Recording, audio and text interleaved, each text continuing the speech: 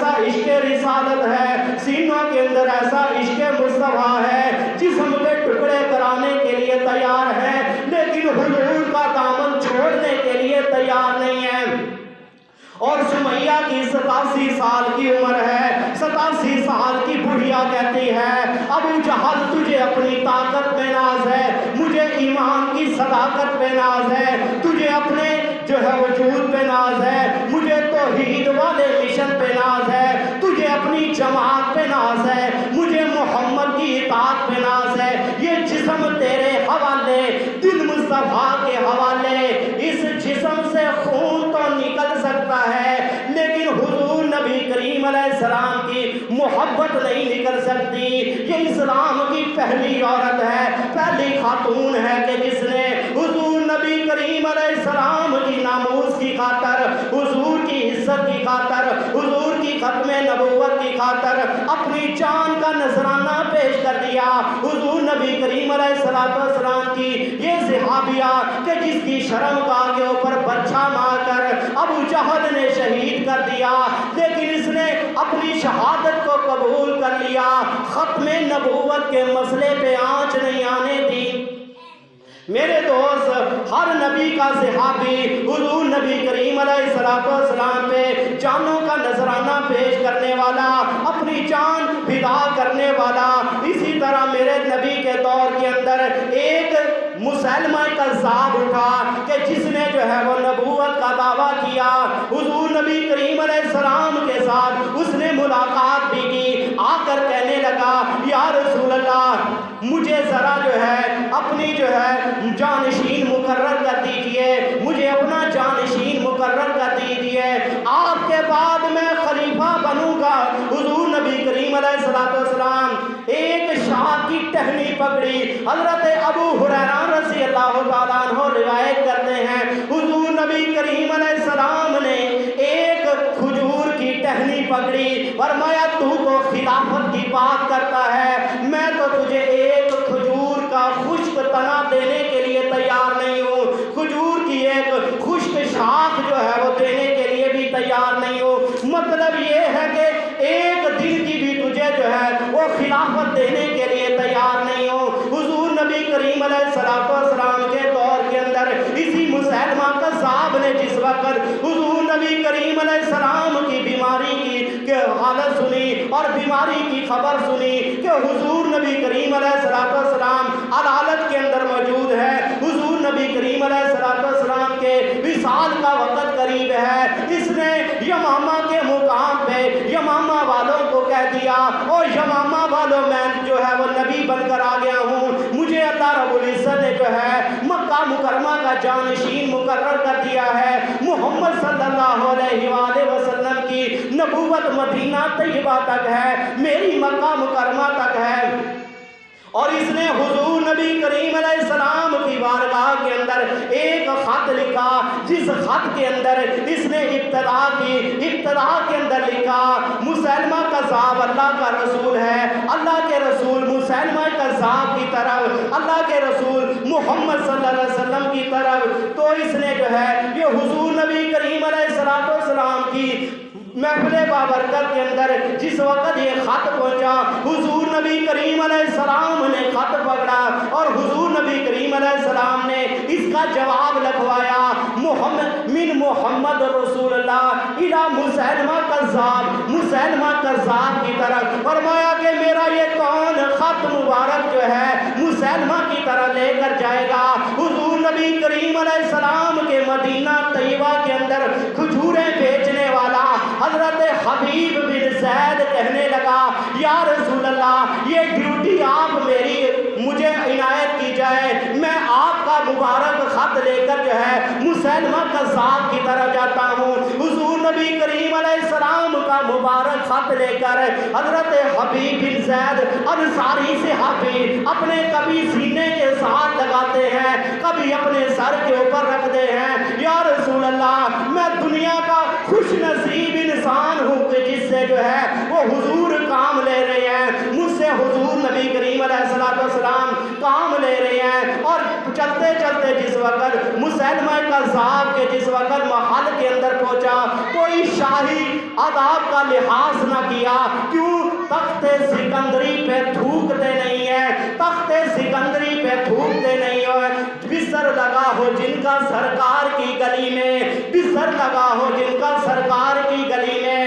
حضرت حبیب بن زید انصاری صحابی بڑے جاہو جلال کے اندر بڑے شاہانہ انداز کے ساتھ جو ہے مسلمہ کذاب کی طرح جا رہے ہیں۔ اس نے کہا یہ کون آدمی آ رہا ہے، اس نے شاہی آداب کا لحاظ بھی نہیں کیا اور جو ہے یہ اس انداز کے ساتھ آ رہا ہے۔ اس نے کہا، حضرت حبیب بن زید کہنے لگے میری چال کے ساتھ، میری چال اور میری انداز سے تجھے پتہ نہیں چلا میں کون ہوں؟ میں محمد کا دیوانہ ہوں، میں رسول اللہ کا دیوانہ ہوں، میں حضور نبی کریم علیہ السلام ختم نبوت والے پیغمبر کا پیغام تیری طرح لے کر آیا ہوں، اس کا خط مبارک لے کر آیا ہوں۔ مسلمہ کذاب نے اپنے ایک درباری کو حکم دیا کہ یہ خط مجھے جو ہے یہ پڑھ کر سنایا جائے۔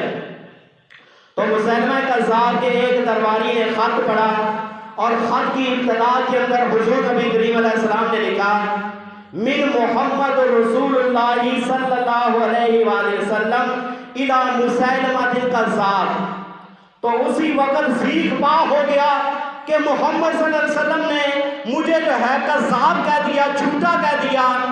اور ساتھ ہی حضور نبی کریم علیہ السلام نے لکھا والسلام علی من اتبع الہدی، کہ سلامتی ہو تجھ پر اگر تو ہدایت کی اتباع کرے۔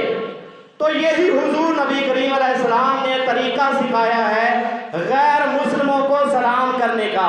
اگر کوئی غیر مسلم ہم کو کوئی سلام کرے تو اس کے جواب کے اندر کیا کہنا چاہیے؟ والسلام علی من اتبع الہدی، کہ تجھ پر بھی سلامتی ہو اگر تو ہدایت کے اوپر آ جائے۔ اگر تو ہدایت کی اتباع کرے تجھ پر سلامتی ہے، اگر ہدایت کی اتباع نہیں کرے گا تجھ پر کوئی سلامتی نہیں ہے۔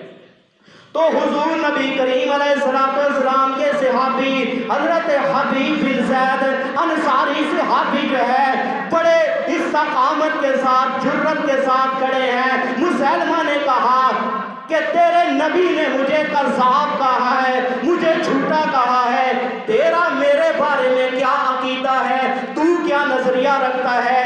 تو حضرت حبیب بن زید کہتے ہیں کہ جس کو میرے نبی نے جھوٹا کہا ہو، جس کو میرے نبی نے کذاب کہا ہو، میں بھی اس کو جھوٹا کہتا ہوں، میں بھی اس کو کذاب کہتا ہوں۔ اگر 7 سمندروں کے پانی کے ساتھ تو جو ہے وہ غسل کر لے، 7 سمندروں کے پانی کے ساتھ غسل کر لے، فرمایا پھر بھی تیرا کذب جو ہے، تیرا جھوٹ جو ہے کبھی دھل نہیں سکتا۔ آمنہ کے در یتیم نے تجھے جو ہے کذاب کہا ہے، میرا تیرے بارے میں یہی عقیدہ ہے، انت کذاب، تو جھوٹا ہے۔ تو اس نے حضرت حبیب بن زید کا ایک دایاں جو ہے وہ بازو کٹوا دیا۔ اس نے کہا تو اس بات کی گواہی دیتا ہے کہ محمد اللہ کے رسول ہیں، آخری رسول ہے۔ کہا میرے جسم کا ایک ایک ذرہ جو ہے، میرے جسم کا ایک ایک عضو جو ہے وہ بھی گواہی دینے کے لیے تیار ہے محمد اللہ کے سچے رسول ہیں، محمد اللہ کے آخری رسول ہے۔ کہا میرے بارے میں تیرا کیا عقیدہ ہے؟ فرمایا انت کذاب، تو جھوٹا ہے۔ فرمایا کہ میں تیری بکواس سننے کے لیے تیار ہی نہیں ہوں۔ اس نے دوسرا بازو بھی کٹوا دیا۔ حضرت حبیب بن زید انصاری صحابی کے ایک ایک عضو کاٹا جا رہا ہے، لیکن یہی کہہ رہے ہیں انت کذاب، تو جھوٹا ہے، تو جھوٹا ہے۔ حضرت حبیب بن زید انصاری صحابی کی شہادت ہوگی، ادھر مدینہ طیبہ کی گلیوں کے اندر خبر شائع ہوگی، مدینہ طیبہ کی گلیوں کے اندر کوہرام مچ گیا۔ مسلمہ کذاب نے حبیب بن زید انصاری صحابی کو شہید کر دیا۔ حضرت حبیب بن زید انصاری صحابی کی والدہ ام عمارہ رضی اللہ تعالیٰ عنہا دوڑتی ہوئی حضور نبی کریم علیہ السلام کی بارگاہ کے اندر گئی، جا کر کہنے لگی یا رسول اللہ مجھے مبارکبادی دیجئے، مجھے مبارکبادی دیجئے۔ لیے میرا بیٹا آپ کی ختم نبوت پر، آپ کی ناموس کی خاطر، آپ کی عزت کی خاطر اس نے جام شہادت نوش کر لیا ہے۔ فرمایا اللہ کی قسم اس پروردگار کی ذات کو گواہ بنا کر یہ بات کہتی ہوں، میں نے اپنے بچے کو اسی دن کے لیے دودھ پلایا تھا۔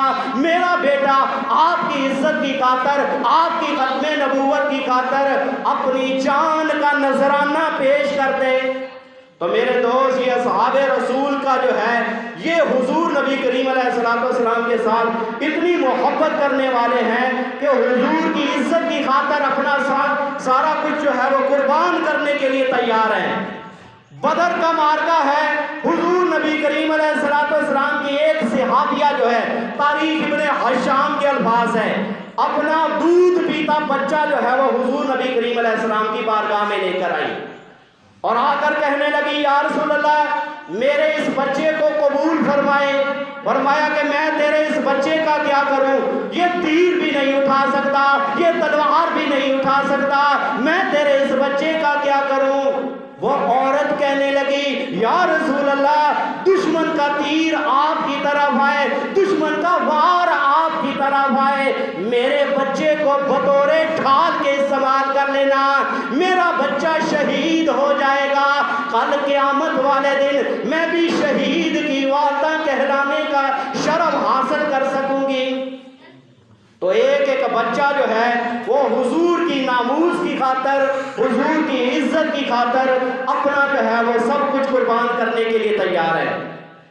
احد کا معرکہ ہے، احد کے میدان کے اندر منافقین نے ایک خبر شائع کر دی، ایک جھوٹی افواہ جو ہے یہ پھیلا دی، نعوذ باللہ حضور نبی کریم علیہ السلام کو شہید کر دیا گیا ہے۔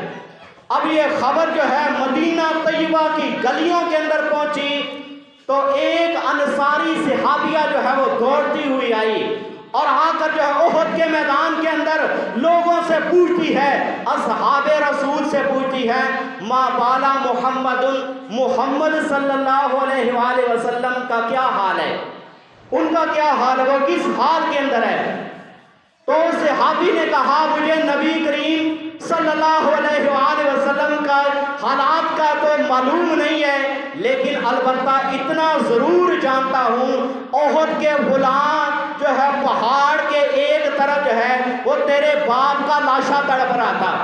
اس نے کہا مجھے کوئی پرواہ نہیں، تھوڑی دور آگے گئی، جا کر ایک اور صحابی سے پوچھا، اس صحابی نے بتایا مجھے نبی کا تو کوئی معلوم نہیں کہ نبی کس کیفیت کے اندر، کس حال کے اندر ہے، البتہ اتنا ضرور جانتا ہوں تیرے بھائی کا میں نے فلاں جگہ پہ لاشا تڑپتا ہوا دیکھا ہے۔ اس نے کہا مجھے کوئی پرواہ نہیں۔ تیسرا ایک اور صحابی ملا، اس سے پوچھا حضور کا کیا حال ہے، ما بالا محمد صلی اللہ علیہ وآلہ وسلم کا کیا حال ہے، تو اس نے بھی یہی کہا مجھے حضور کا تو حالات کا کوئی معلوم نہیں، لیکن اتنا ضرور جانتا ہوں تیرا شوہر کا لاشا جو ہے احد کے میدان کے اندر تڑپ رہا تھا۔ ایک صحابی نے بتایا تیرا جو ہے یہ بیٹا شہید ہو گیا، اس نے کہا مجھے کسی کی کوئی پرواہ نہیں۔ جس وقت حضور نبی کریم علیہ السلام کا مبارک چہرہ دیکھا، حضور کے چہرے کے اوپر نظر پڑی کہ کہنے لگی یا رسول اللہ میری ساری مصیبتیں، میرے سارے غم جو ہے وہ دور ہو گئے۔ فرمایا کہ یا رسول اللہ آپ کا چہرہ نبوت دیکھ کر اب مجھے جو ہے نہ باپ کی پرواہ ہے، نہ ماں کی پرواہ ہے، نہ بیٹے کی پرواہ ہے، نہ اپنے شوہر کی پرواہ ہے۔ فرمایا کہ مجھے پرواہ ہے تو آپ کی عزت کی پرواہ ہے، آپ کی ناموس پر جو ہے کسی قسم کی کوئی آنچ نہیں آنی چاہیے۔ یا رسول اللہ آپ کا چہرہ دے کر میرے سارے غم دور ہو گئے ہیں۔ تو یہ اصحاب رسول کی محبت کا انداز ہے کہ حضور نبی کریم علیہ السلام کا چہرہ نبوت دیکھتے ہیں۔ فرمایا کہ ہمارے سارے غم جو ہیں وہ دور ہو گئے ہیں، ہماری ساری پریشانیاں جو ہیں وہ دور ہو گئی ہیں۔ اصحاب رسول نے اپنی زندگی کا وتیرہ بنایا ہوا تھا کہ سارا دن محنت مزدوری کرتے، شام کو حضور نبی کریم علیہ السلام کے چہرے مبارک کی زیارت کرتے، سارے دن کی تھکاوٹیں اتر جاتی تھی، سارے دن کی پریشانیاں دور ہو جاتی تھی۔ میرے دوست یہ حضور کے ساتھ اتنی عزت اتنا احترام کرنے والے اصحاب رسول حضور کی عزت کے لیے جو ہے اپنا سارا کچھ قربان کرنے کے لیے تیار ہے. اور انہی رفقاء کے اندر ایک اور جو ہے ایک اور تابعی گزرے ہیں کہ جو اسود انسی کے دور کے اندر کہ جس وقت اسود انسی کا فتنہ اٹھا، یمن کا رہنے والا تھا اسود انسی، انتہائی مکار، انتہائی فتنہ پرور، انتہائی انتشار پھیلانے والا، امت محمدیہ کے اندر فرقہ وارانہ روش کو اختیار کرنے والا اور اتنا زیادہ چالاک اور مکار تھا. اس نے بھی جب حضور نبی کریم علیہ السلام کی جو ہے وہ ولادت کی خبر سنی کہ حضور نبی کریم علیہ السلام غزوہ تبوک کے موقع سے جس وقت تشریف لائے تو حضور نبی کریم علیہ السلام کی حالت جو ہے وہ ناساز ہوگی، تو اس نے بھی جو ہے وہ نبوت کا دعویٰ شروع کر دیا. اس نے بھی کہا کہ جو مجھے جو ہے ماننے والا جو ہے وہ کامیاب و کامران ہو جائے گا، اور جو ہے میرا انکار کرے گا وہ ناکام و نامراد ہوگا. اور ساتھ ہی کہنے لگا شام و سحر جو ہے مجھ پر وحی کا نزول ہوتا ہے. تو جو کمزور ایمان والے تھے اس کے سارے چکر کے اندر آگے، اور اس کے جو ہے اپنے ماننے والوں گرو جو ہے وہ چمچے چیلے جو ہیں انہوں نے اس کی اتباع کرنی شروع کر دی اور اس کے جھانسے کے اندر آگے. تو انہی دور کے اندر ایک آدمی اٹھا کہ جس کو ابو مسلم عبداللہ بن صوب خولانی رحمت اللہ علیہ کہا جاتا ہے. خانقاہی نظام پر جو ہے وہ اللہ کی تسبیح کرنے والا اٹھا اور میدان کے اندر آ گیا اور آ کر رسم شبیری ادا کرنے لگا. نکل کر خانقاہوں سے ادا کر رسم شبیری اٹھا اور اس کے مقابلے کے اندر آیا. کہا تو جھوٹا ہے، تو کذاب ہے. میں آخری نبی کو، نبی کریم علیہ السلام کی نبوت کو تسلیم کرتا ہوں. ما کان محمد ابا احد من رجالکم ولکن رسول اللہ و خاتم النبیین. حضور کے بعد نبوت کا دروازہ بند ہے. اس کے بعد اب قیامت تک کوئی نیا نبی پیدا ہو کر نبوت کے مرتبے پہ آ نہیں سکتا. کوئی نیا نبی پیدا ہو کر نبوت کے مرتبے پہ آ نہیں سکتا. تو اس نے جو ہے کہا کہ اس مسلم خولانی کو جو ہے ایک عبرتناک سزا دینی چاہیے. اس نے میری توہین کی ہے، اس نے بھری مجلس کے اندر جو ہے مجھے جو ہے بدنام کر دیا ہے. تو اس نے بہت بڑا جو ہے آگ کا چیخا جلایا. آگ کا چیخا جلانے کے بعد اس نے کہا اب جو ہے ابو مسلم عبداللہ بن صوب خولانی کی یہی سزا ہے کہ اس کی جو ہے وہ جلتی ہوئی آگ کے اندر جھونک دیا جائے. حضرت ابو مسلم کے پورے جسم کے اوپر جو ہے وہ زنجیروں کے ساتھ اس کو باندھ دیا گیا. زنجیروں کے ساتھ باندھ کر حضرت ابو مسلم خولانی کو ایک دہکتی ہوئی آگ کے چیخے کے اندر جس وقت انہوں نے جھونکا تو اللہ رب العزت نے جس طرح حضرت ابراہیم علیہ السلام پر جو ہے وہ آگ کو گلزار بنا دیا، اسی طرح مسلم خولانی پر بھی اللہ رب العزت نے جو ہے وہ آگ کو گلزار بنا دیا. مستجاب الدعوات تھے، اللہ رب العزت نے حفاظت فرمائی. اور جس وقت زندہ سلامت باہر نکلے تو کئی لوگوں نے جو ہے مسلم خولانی کا چہرہ دیکھ کر جو ہے ایمان لے آئے، حضور کی ذات طیبہ پر جو ہے ایمان لے آئے. تو اس نے کہا یہ تو کوئی آسمانی مخلوق ہے، اس سے جان چھڑانی چاہیے، کہیں جو ہے یہ ہمارے لیے کوئی ایسی بد دعا نہ کر دے، ہمارا بیڑا غرق ہو جائے. تو انہوں نے جو ہے یمن سے جو ہے اس کو ملک بدر کر دیا اور ملک سے نکال دیا، یمن سے نکال دیا. اب ابو مسلم خولانی رحمت اللہ علیہ نے مدینہ طیبہ کا سفر شروع کر دیا تو رستے کے اندر جو ہے اطلاع ملی کہ حضور نبی کریم علیہ السلام اپنی ظاہری حیات طیبہ سے جو ہے پردہ فرما چکے ہیں. حضور نبی کریم علیہ السلام اپنی ظاہری حیات طیبہ سے پردہ فرما چکے ہیں.